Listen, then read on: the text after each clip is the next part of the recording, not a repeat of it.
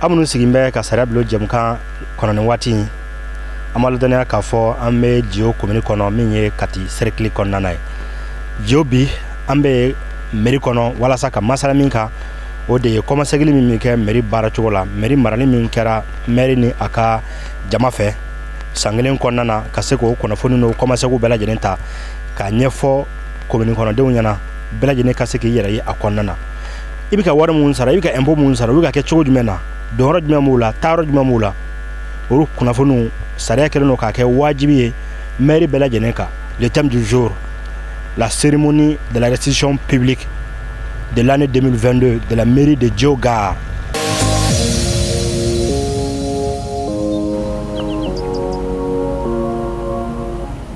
Voilà, le maire de Diogar, M. Daouda Kane, anaka jamao ubena munu foye ni ala sona amina do mairie kono sisa wala sa uka wala like ni aw ka sega famu joro jme mairie la yi wata famera la kalango ta fanfe lakana ko ta fanfe kenya ko ta fanfe hakaja min ye sigidal lakana ni chicken ni moni ni bagamara anga sogo bela jenin do ubika mungera kaba jumentora ana do la ka fo ja mairie sega mara ni commencer gi make anwe ja marta ke mairie ka mairie barake ka solma commencer gi kika dogla mogoye wala cereblo jemkan kono bi neni aw anabo kumbana ka sabuke amina munu lame ka munu ye bi Diogar kono no ye katimaray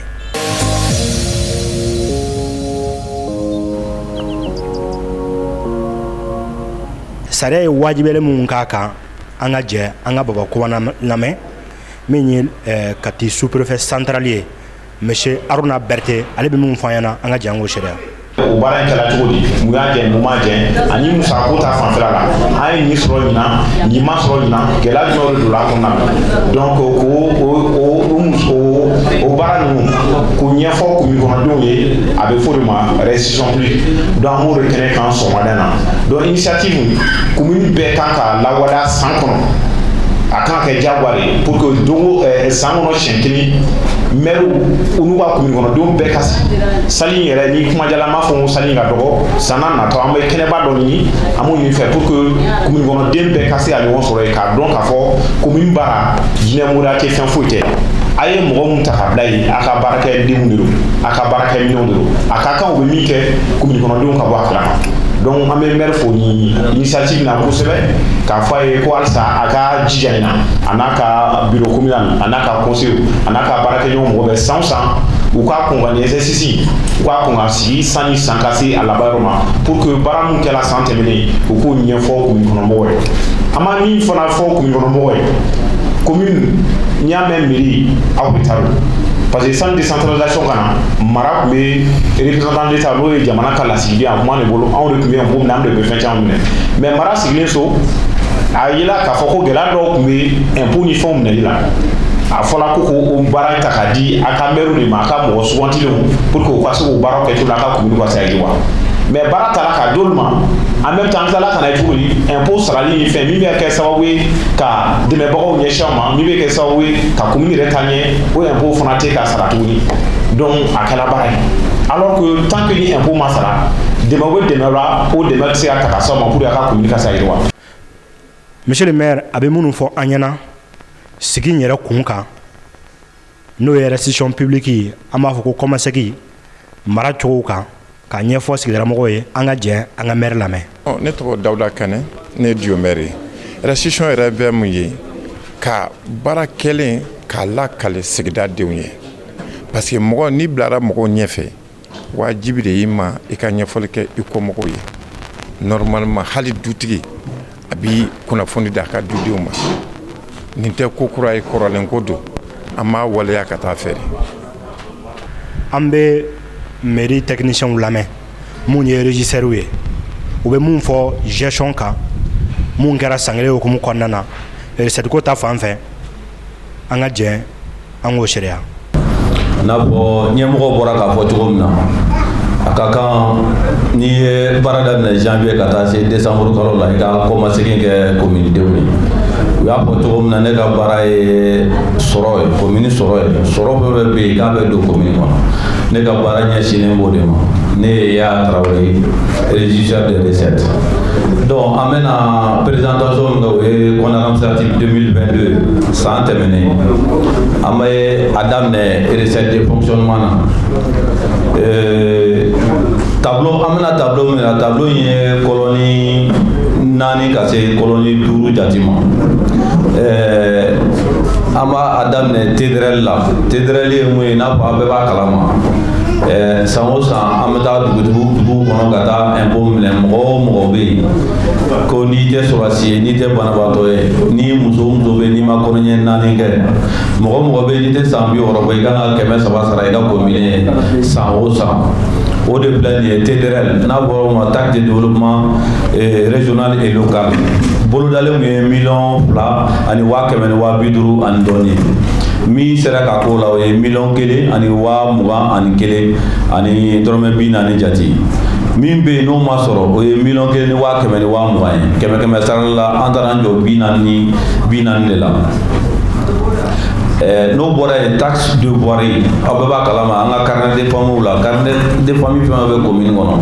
bɛɛ kan ka taxe de voirie sara ou bien taxe municipale $400,000 de don bolodalen mun ye $5,000,000 ye an sera ka min k'o la $180,000 ani $400,000 ani dɔɔni min bɛ yen n'o ma se ka sɔrɔ o ye $4,000,000 ani $22,000 ani dɔɔni ye kɛmɛ sara la an taara an jɔ 18 de la o la n'o bɔra yen taxe sur les bétails o ye bagan minnu b'an bolo an bɛ bagan minnu mara n'an b'an mago ɲɛ o la olu baganw n'i y'olu bɛɛ fara ɲɔgɔn kan a bolodalen mun ye $47,000 ani dɔɔni min sera ka k'o la $20,000 ani $9,000 ani dɔɔni min bɛ yen n'o ma sɔrɔ $18,000 kɛmɛ sara la an taara an jɔ 62 la n'o bɔra yen taxe sur les armes à feu an ka marifa minnu b'an bolo n'an m'an yɛrɛ lakana n'u ye bolodalen mun ye $30,000 ani dɔɔni ye min sera ka k'o la $29,000 ani dɔɔni donc $2,000 ani $400 ni dɔɔni de bɛ min ma sɔrɔ kɛmɛ sara la an taara an jɔ 92 la n'o bɔra yen an bɛ taa ITS la ITS ye taxe ye baarakɛla minnu bɛ jɔ commune kɔnɔ yan parce que commune fana bɛ musaka dɔw de don olu ka sara gato labɛnni na a ka kan olu fana ka fɛn dɔ ka tigɛ o k'a bila commune kɛsu kɔnɔ n'a b'o ma ko impôt sur le traitement des salaires bolodalen mun ye $20,000 ani 3 ye an sera ka $20,000 ani 4 kɛ an ye bolodalen yɛrɛ an tɛmɛn'o la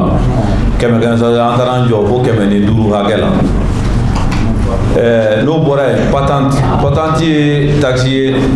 n'a fɔ butigitigi minnu b'an fɛ yan impôt mɔgɔw bɛ to ka na aw b'a ye samedi fɛ u bɛ na u bɛ butigiw datugu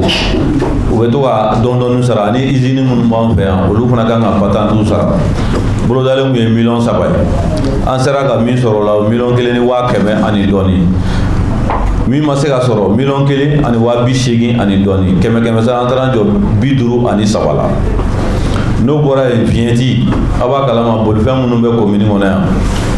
bɛɛ kan ka na fiɲɛti ta i ka commune de la o b'a dɔn n'i taara ta commune wɛrɛ la a bɛ komi i yɛrɛ y'i ka commune wari ta ka taa di commune wɛrɛ ma o ɲuman min ye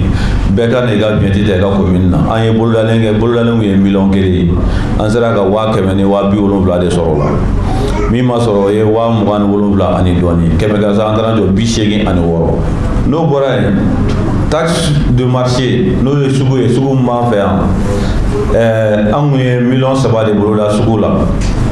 an sera ka min sɔrɔ la $70,000 ni $400 min ma sɔrɔ o ye $4,000,000 ani $120,000 kɛmɛ sara la an taara an jɔ 12 de la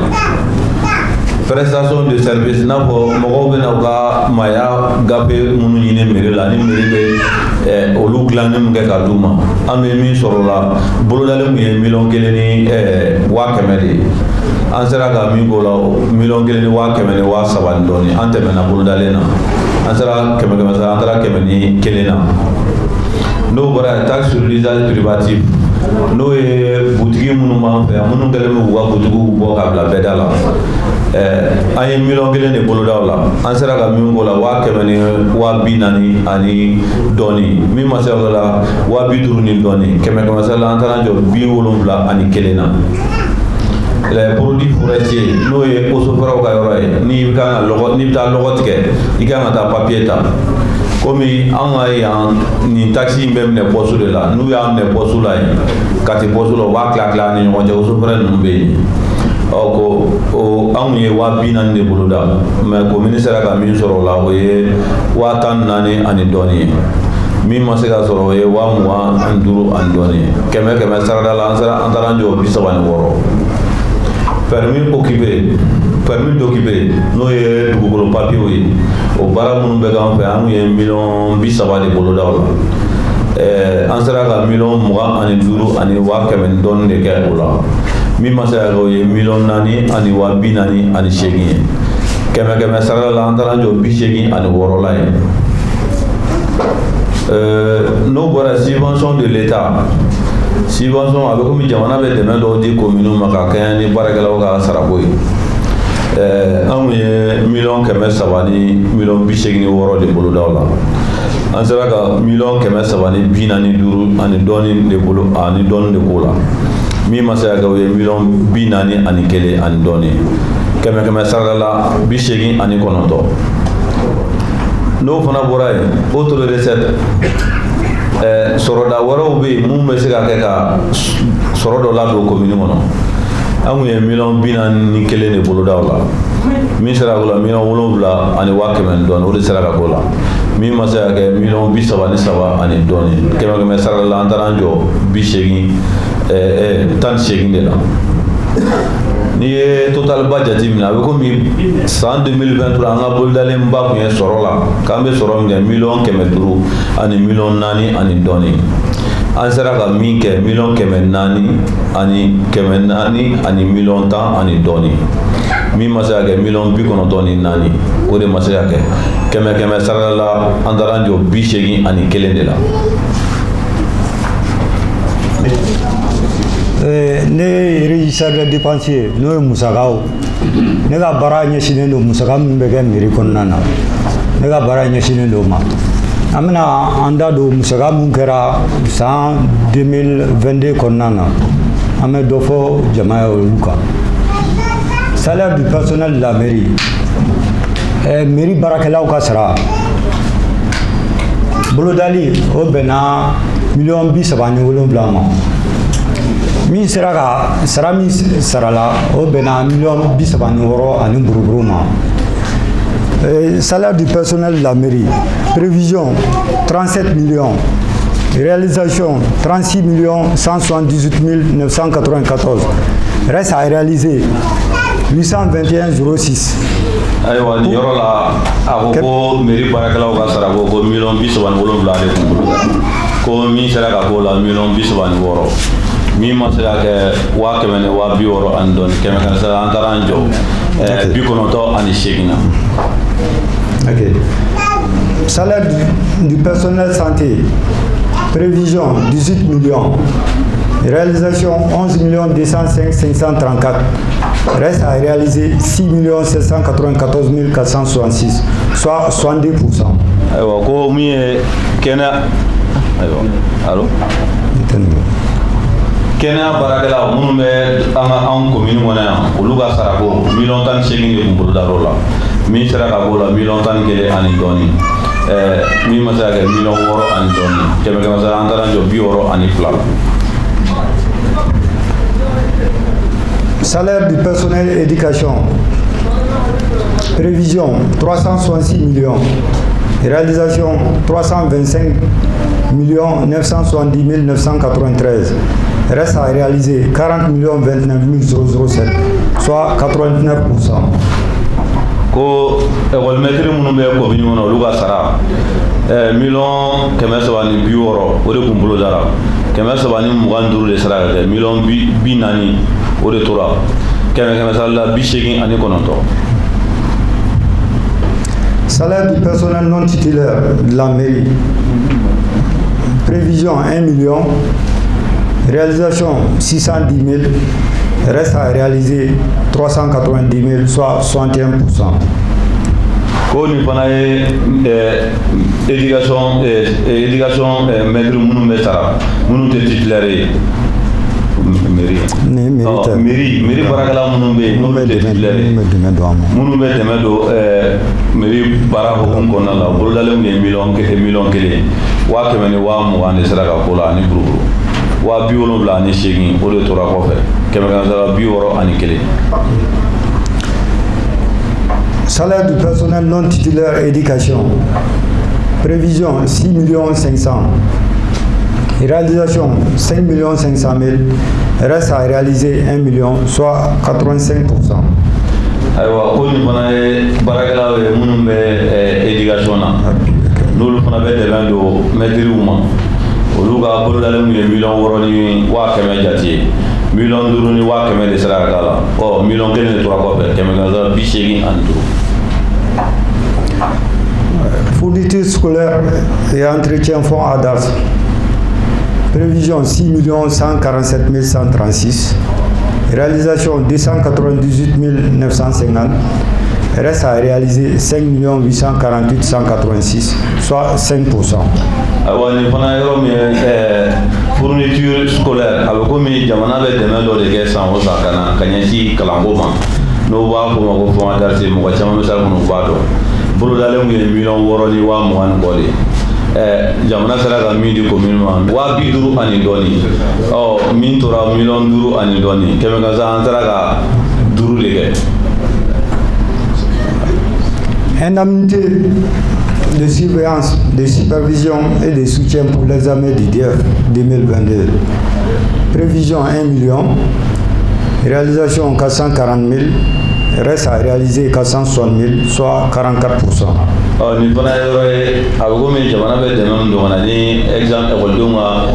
examen bɛ yen o 1 100 000 de bolodara ye min sera ka kɛ 80,000 ani 80,000 90 o de tora kɔfɛ 144 ani 4. Fonctionnement service de santé. Prévision 395 000. Réalisation 0. Reste à réaliser 395 000. Ayiwa jamana fana bɛ dɛmɛ dɔ don ka na kɛnɛyaso minnu b'an fɛ yan n'a fɔ tableau tɛmɛna n y'a fɔ cogo min na jamana bɛ bolo min na bɛɛ b'a dɔn an ye 60 ni dɔɔni de kun bolodara fɛn ma sɔrɔ o la o 60 ni dɔɔni in b'a nɔ la. Ne ye Mohamed Cheikh Magasa ye n ye mairie comptable matière ye ne de garisɛgɛ donna ko ka na bilan annuel présenté PDSEC kan donc n'o ye c'est-à-dire n'a hakili b'a la salon an donna aw fɛ dugutigi bulonw na ne yɛrɛ mission min taara kalanzan mission min taara difem sotoli maɲanbugu dugutigi bulonw na ka taga dugudenw ɲininka u hakilina la an bɛ fɛ baara min kɛ sa commune kɔnɔ san 5 nata u k'o baaraw fɔ pour que o ka kɛ gafe min bɛ bila mairie kɔnɔ a ka dɔn baara min bolodalen don san 5 nata kɔnɔ jon commune kɔnɔ. Donc o de ni donc comme code de collectivité article 222 b'a fɔ cogo min na o baara ni tagabolo la san o san non seulement compte administratif présentation kɔfɛ en plus de ça nin ko fɛnɛ kan ka kɛ san o san kelen no ka baara min boloda jumɛnw sera ka k'a kɔnɔ jumɛnw bɛ se ka k'a kɔnɔ nin yɔrɔ de la o baara bolodalenw fɛnɛ la i b'a ye k'a fɔ a sen fɛ duguladenw minnu ka laɲini kɛ an bɛ fɛ nin kɛ k'an ka dugu kɔnɔ nin san kɔnɔ nin san kɔnɔ nin san kɔnɔ san 5 kɔnɔ san o san o calendrier bɔlen a bɛ ye k'a fɔ mairie ani jamana yɛrɛ ani baɲumankɛtɔnw n'an b'a fɔ olu ma ko partenaires an bɛ jɛ k'o baara de kɛ o san kɔnɔ donc min sera ka kɛ 2022 ne bɛ ka na kɔnɔ o de présenter aw la k'a ɲɛfɔ aw ɲɛna an sera ka minnu kɛ ani minnu bɛ se ka kɛ jɔnw y'an dɛmɛ ka kɛ o yɔrɔ de la partenaires tɔgɔw bɛ intervenir yan kosɛbɛ merci donc an bɛ jɛ an b'a si ɲɔgɔn fɛ. A bolodalen don secteur ma c'est-à-dire n'o ye sɛnɛ bagan mara mɔni a caman b'a kɔnɔ donc an bɛna daminɛ sɛnɛ ta ma fɔlɔ n'an ko ma ka agriculture donc a ɲininen kun don an fɛ laɲini kun kɛra ko ka tracteur 2 ɲini commune tɔgɔ la mais a tracteur 2 ko k'a bila ka kelen kun bila ka taa Difem pour que yan fɛ zone b'o ta kelen dɔ k'o bila ka taa Jon village la pour que o ka kɛ commune min ani Jon village o n'olu ta ye o la komi dugu saba dɔɔni fɛnɛ bɛ yan fɛ donc o caractère malheureusement a bolodalen don san 5 kun kɔnɔ an kun k'an b'a ɲinini daminɛ 2022 fo k'a fɔ san 5 nin banna mais an bɛ se k'a sɔrɔ 2022 kɔnɔ donc o de y'a to non yɔrɔ la a b'a ye k'a fɔ ale mɛ sɔrɔ point filanan kun ye min ye a kun yira nana k'a fɔ ko dugukolow caman tiɲɛnen don a sɛnɛw tagabolo ka gɛlɛn o de kun fɔra ko restauration des sols par les techniques ka fɛɛrɛw bila sen kan pour que o dugukolow bɛ se ka bila valeur la cogo min na donc ala y'a kɛ o sera ka kɛ mais o sera ka kɛ an dɛmɛ jɛkulu dɔ fɛ n'o ye IR mɔgɔw ye n'o ye jamana kɛ représentant c'est en cours a mɛ ban mais a baaraw bɛ sen na dugu minnu kɔnɔ n'o ye Difem ye a baaraw bɛ ka kɛ Difem a bɛ ka kɛ Kalanzan commune Sotoli Maɲanbugu ani commune dugu o dugu n'a yelen don k'a fɔ ko dugukolo tiɲɛnen don ɲɔgɔn ma ko fɛɛrɛ kan ka kɛ ka fɛnw bila sen kan pour que ka dugukolo restaurer donc o baaraw bɛ ka kɛ sen na IR fɛ sabanan o kun ye ko ka appui kɛ ka dɛmɛ kɛ ani ka format kɛ sɔn kɛ sɛnɛkɛlaw kun pour que an ka nɔgɔ n'o ye fumier organique ye an ka farafin nɔgɔ a ka se ka don ba la u yɛrɛ ka se ka former a bɛ dilan cogo di o fana baaraw bɛ sen na mais mɔgɔ min bɛ k'o kɛ toujours o ye état ka service dɔ n'o ye IR ye olu bɛ k'o baaraw kɛ mais a bɛ sen na halisa a mɛ ban. An ye sɔrɔ min kɛ sugu kɔnɔ san kalo 12 in kɔnɔna la sɔrɔ bakuruba mun sɔrɔla a bɛnna $3,000,000 ani $290,000 ani $3,000 ani $500 ani dɔrɔmɛ 20 dépense bɛnna $2,000,000 ani $100,000 ani $10,000 ani $7,000 ani $300 ani $30 ani dɔrɔmɛ 4 maintenant mairie ta bɛnna $90,000 ani $90,000 ma comité fonctionnement $40,000 ani $5,000 ani $400 ani $500 comité investissement $26,000 $20,000 ani $7,000 ani $600 ani dɔrɔmɛ 40 ani 4 donc ni ne sɔrɔ min kɛra sugu la san 2022 ka kɛɲɛ ni kalanko ɲininkaliw jaabiw ye maire ka dangan filanan monsieur Sulemani Jara ale ye jaabi mun di kalanko kan an ka jɛ an k'o fana sariya. Maintenant, ne tɔgɔ Sulemani Jara, deuxième adjoint au maire chargé de l'éducation et de la santé. Et hakili la maître ko yɔrɔ la préfet bɔra ka dɔ fɔ. Je pense que Isabelle ka intervention na c'est pas une question comme telle ɲininkali tɛ comme suggestion de don. Maintenant suggestion min kɛra an bɛ hakilila jigin hali bi plan d'action annuel 2022 a bɛ bɔ PDSEC de kɔnɔ n'o ye programmation min kɛra san 5 bolodali min kɛra a taara en fonction de ça. Maintenant Isa ka intervention na problème dɔw fɔra n'o ye kɔmi ani problème dɔw olu kɛra problème minnu nana 2023 kɔnɔna na an tun sigilen tɛ ni min mɔgɔninfin i bɛ bolodali kɛ ko dɔ la mais balana bɛ na donc comme problème mais i n'a fɔ balina parce que maître kɔnna bolibolila ɲina année scolaire daminɛ na ka mutation ɲini maintenant mutation ko problème comme Isa yɛrɛ lui il est enseignant a bɛ dɔ dɔn a la kosɛbɛ maître ka mutation kapu tɛ se k'a bali an taara DCAP fɛ DCAP yɛrɛ b'a f'i ɲɛna i tɛ se k'a bali décision dɔw bɛ yen a bɛna di sigilen de ma donc kapu yɛrɛ t'a dɔn mutation ni décision bɔra yɔrɔ min na maître kɔni kɔnna ka mutation ɲini ka taa dugu wɛrɛw la donc o problème o tɛ i n'a fɔ mairie kɔni seko ye min ye o ye ka se kapu ma ka ɲɛfɔli kɛ donc o baaraw kɛra. o dugulamɔgɔw ye ɲininkali mun kɛ k'a tɛngu maire n'a ka jama na an ka jɛ an ka dugulamɔgɔw ka o laseli ninnu lamɛn. Maître ko gɛlɛya bɛ yan an ka école dɔw bɛ yen nɔ certaines écoles sont sur le point d'être fermées telles que Komi. Bon, je ne cite que ça, sinon même à Difem, là-bas c'est encore grave. Sotoli, donc un peu partout dans la commune quoi. Bon, on a dit la priorité qu'on a dit enseignant codément pour que la commune me gêne éducation niveau là, on sait qu'à Boyengwa. Donc ça c'est au niveau de l'éducation. Maintenant au niveau de la prévision des recettes, parce que les recettes niveau là, bon, je vois que le taux de recouvrement c'est seulement 20%. ɲininkali min bɛ ne fɛ yɔrɔnin dɔ la o ye sugu ta fanfɛla de ye. Sugu ta fanfɛla na vraiment tiɲɛna yɔrɔ monsieur le maire bɔra sisan ko ka foli di u ma k'u ye baara kɛ c'est vrai ça u ye baara kɛ mais tɔ bɛ baara jɛ an kana ɲɔgɔn mun sara tɔ bɛ baara jɛ parce que diɲɛ sugu bɛ daminɛ depuis araba ka taa se fɔ samedi ma bon sɔrɔ min bɛ ka don mairie kɔnɔ sugu tɔgɔ la a ka dɔgɔ nata a ka dɔgɔ parce que wari min bɛ sara sugu nin kɔnɔ an bɛɛ b'a kalama wari min bɛ sara mais a ka dɔgɔ min bɛ don mairie kɔnɔ a ka dɔgɔ u k'a lajɛ ka yɛlɛma don o taabolo la o de ka fisa ala sago a sago. Ne tɔgɔ Fatumata Jara ne bɛ kuma Kapo tɔgɔ la parce que baara bolo cayalen mɛ ne ta ye baara min kɛra anw yɛrɛ ye ne bɛ fɛ ka kuma ni anw yɛrɛ ka baara ye. Tiɲɛna mairie ye baara min kɛ anw fɛ yan a taara ala ɲɛna parce que an ye formation caman sɔrɔ taɲɛ b'o la ONG caman b'o la Islam Relief b'o la Kapimad b'a la musow ka se ka jɛ ka kuma ye formation sɔrɔ mairie kɔnɔna na o kɛra nin wagatiw ye k'a dɔn k'a fɔ muso ni cɛ bɛ se ka jɛ ka kuma du kɔnɔna ko kan du taabolo kɔnɔna an y'o dɔn 2022 kɔnɔna na an y'o dɔn ni sen fɛ bon o bɔlen kɔnɔ quoi an nana ka na nɔgɔ min filɛ nin ye fɛn caman kɛra an ye bi kɔnɔya na 2022 kɔnɔna na an y'a dɔn k'a fɔ muso 2022 kɔnɔna na an y'a dɔn k'a fɔ muso sen bɛ don mairie baara la baara caman bɛ yen an sen b'a la an bolo b'a la. Ne tɔgɔ Alasani Wirimi ka bɔ Diyɔnga la yan n b'aw fo ne ka ɲininkali ni ko min kɔnɔnafili bɛ n na o ye sugu ko in de ye ko sugu ye alamisa ye ani juma ani sibiri o sɔrɔli 20,000 kalo la o ka dɔgɔ dɛ kalo la diyo belebeleba ka taa kati ka taa k'a ye diyo sugu ɲɔgɔn ka dɔgɔ ko kalo kelen mun mɛn o sarili 20,000 o ka dɔgɔ dɛ a bɛ yafa n ma kuma ma nɔgɔ. A yira k'a fɔ gɛlɛya dɔ bɛ mairie kan ka ɲɛsin État ka subvention donc ne tun b'a ɲini komi État ka représentant bɛ yan n'u tun bɛ se ka maires dɛmɛ subvention na o bɛ diya n ye kosɛbɛ parce que mairie mana bonya cogo o cogo mairie bɛɛ capitale ye Bamakɔ ye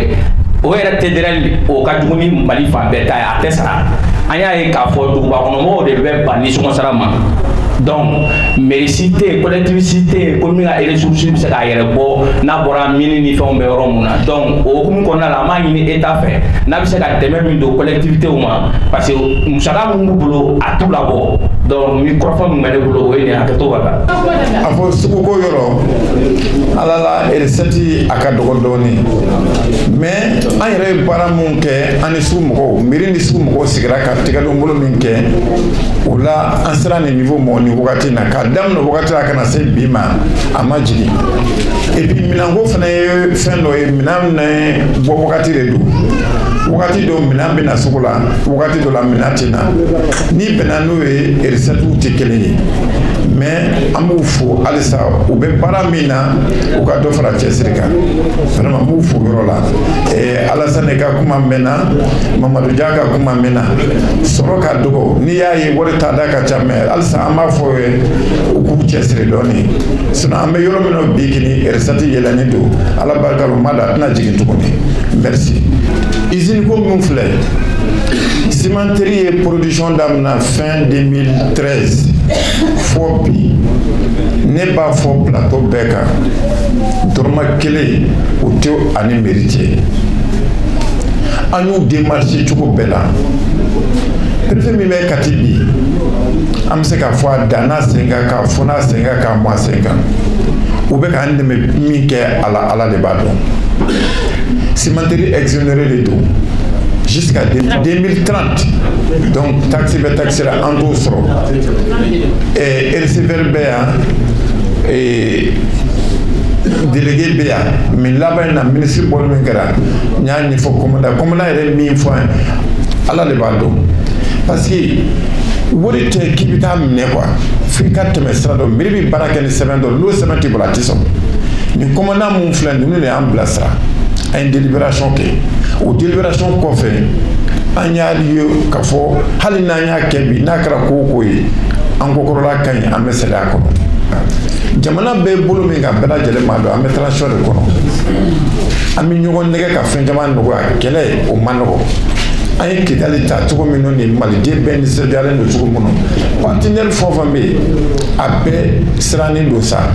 n'an ko an bɛ se ka fɛn o fɛn kɛ Ala barika la an bɛ se k'o kɛ donc o yɔrɔ la ne b'o o yɔrɔ fɔ an b'a kan donc Bandɛrɛ sariya bɛ bɛɛ kow la o de y'an se nin yɔrɔ in ma. An ye partenariat ɲini avec Japon ne bɔra Japon fin 2022 fo kana se bi ma fo kana se bi ma ani Japonais bɛ baara la anw kɔni hami ye mun ye ka chambre froide sɔrɔ Jona Lamini tɔgɔ la Ala barika la projet bɛ en cours m'a dɔn a bɛ ɲɛ hali ni ko k'an ka 2023 kɛ ɲinan an bɛ se k'a kɛ an pɛrɛnnen don a kan i y'a faamu merci. Ka sigi kun cɛ min ye Baba Commandant ye a ye jaabi mun di kɔmasegin nafa la ani sariya kɛ bɛ ka wajibiya cogo min na an ka jɛn an ka commandant lamɛn Monsieur Haruna Berté. An b'a ɲini commune kɔnɔdenw fɛ halisa u k'a ɲini k'a dɔn commune yɛrɛ min ye o de kosɔn an b'a fɔ mairie la ko chaque fois ani an yɛrɛ chaque fois n'an occasion sɔrɔ an b'a f'u ye vraiment u k'u jija commune labaara la u k'a ɲini k'a dɔn u bɛ ka baara min kɛ u bɛ ka nafolo min sara a nafolo bɛ taa sira min fɛ ça c'est extrêmement important nin ye kɛnɛ wɛrɛ récision plus kɛnɛ min b'a yira mɔgɔw la k'a fɔ an bɛ ka wari don sira min fɛ a wari a sira t'a fila filɛ donc parce que caman b'a fɔ maire bɛ kan ka wari dun a tɛ ka baara kɛ a tɛ ka baara kɛ maire bɛ baara kɛ cogo di ka sɔrɔ ni wari tɛ yen a mun yɛrɛ kan ka min sara min yɛrɛ kan ka impôt sara i ka kɛw sara e tɛ k'o ka kɛ yɛrɛ sara maire bɛ baara kɛ ni jumɛn ye an kan ka min kɛ jamana ye an kan ka min kɛ commune an k'o dafa o b'an kumaja fana jamana ko la o b'an kumaja commune ko la minnu tɛ k'a kɛ fana an b'a laɲini fɛ fana u ka misaliya ta jo kan ani commune tɔw minnu bɛ k'a kɛ pour que a ko in a bɛ se ka walankata cogo min commune bɛɛ lajɛlen na cogo min Mali kɔnɔ. Sariya bulon jɛmukan lajɛbagaw an b'a fɔ bi jɛmukan ale bɛ kun cɛ yan yɔrɔ in na an ka WhatsApp numéro ale bɛ dayɛlɛ aw ye sanga ni waati nin n'a ɲɔgɔnnaw walasa an ka kibaruyaw sɔrɔ sariya kɛ bɛ ka mun wajibiya anw ka maracogo kan an bɛ yan walasa aw k'a dɔn k'a fɔ nin ye kɛta ye nin tɛ kɛta ye sani i ka na mairie la i k'a dɔn k'a fɔ maire ka baara ye minnu ye hakili la ne ni aw bilama an ye caman faamu a la k'a fɔ jɔyɔrɔ jumɛn bɛ maire la yiriwa ta fanfɛla la an ka commune kɔnɔnaw na